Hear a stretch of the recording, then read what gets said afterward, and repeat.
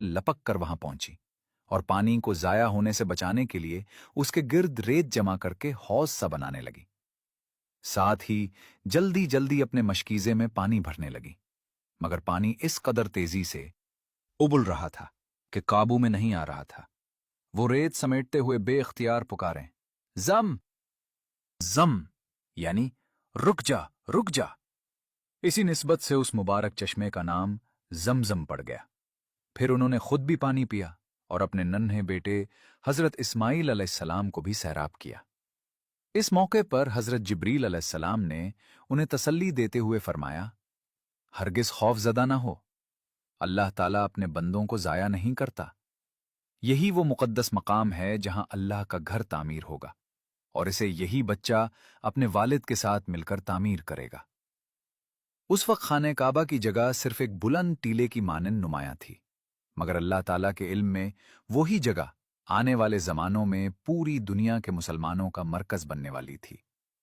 जब बारिशों का मौसम आता तो पहाड़ों से उतरने वाले सैलाबी रेले उस बुलंद मकाम के दाएं बाएं से गुजर जाते, मगर अल्लाह ताला की हिफाजत से हजरत हाजरा रजी अल्लाह अन्हा और हजरत इस्माइल अलैहिस्सलाम महफूज रहते।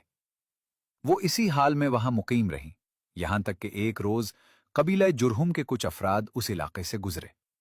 ये लोग कज़ा के रास्ते सफर करते हुए मक्का के निचले हिस्से में उतरे। अचानक उनकी नजर चंद परिंदों पर पड़ी जो एक जगह के गिर्द चक्कर लगा रहे थे। अरब जानते थे कि परिंदे अमूमन पानी के करीब मुंडलाते हैं। चुनाचे वो हैरान होकर एक दूसरे से कहने लगे, इस वादी में तो कभी पानी नहीं देखा गया, फिर ये परिंदे क्यों मुंडला रहे हैं? हकीकत जानने के लिए उन्होंने अपने 2 आदमी भेजे। जब वो वापस आए तो खुशखबरी दी कि वाकई वहां पानी का चश्मा मौजूद है। ये सुनकर सब लोग फौरन उस मकाम की तरफ बढ़े। वहां पहुंचे तो देखा कि हजरत हाजरा रजी अल्लाह अन्हा अपने बच्चे के साथ चश्मे जमजम के करीब बैठी हैं। उन्होंने निहायत अदब से अर्ज किया, क्या आप हमें इजाजत देती हैं कि हम यहां कयाम कर लें? हजरत हाजरा रजी अल्लाह अन्हा ने फरमाया, रहने की इजाजत है, मगर पानी पर तुम्हारा कोई हक मिल्कियत नहीं होगा। उन्होंने फौरन ये शर्त कबूल कर ली। हजरत हाजरा रजी अल्लाह अन्हा इस पेशरफ्त से खुश हुई, क्योंकि तन्हाई के बाद इंसानी आबादी उनके लिए बाइसे इत्मीनान थी। चुनाचे वहीं उनके खेमे लगे। फिर कुछ अरसे बाद अपने अहलो अयाल को भी बुला लिया। रफ्ता रफ्ता कई खानदान वहां मुस्तकिल तौर पर आबाद हो गए और यूं उस सुनसान वादी में इंसानी बस्ती की बुनियाद पड़ गई। वक्त गुजरता गया और ये मुख्तसर आबादी एक छोटे मुआशरे की शक्ल इख्तियार करने लगी। जो खित्ता कभी जिंदगी की हर अलामत से खाली था, वहां अब रौनक, नक्लो हरकत और आबादकारी के आसार नुमाया होने लगे। लोगों ने जमजम के पानी से अतराफ के कुछ हिस्सों को आबाद किया और जमीन को काबिल काश्त बनाया। हजरत इस्माइल अलैहिस्सलाम इसी कबीले जुरहुम के दरमियान परवान चढ़े। उन्होंने उनकी जबान सीखी, उनके रस्म रवाज अपनाए और तीरंदाजी और शिकार के फन में महारत हासिल की।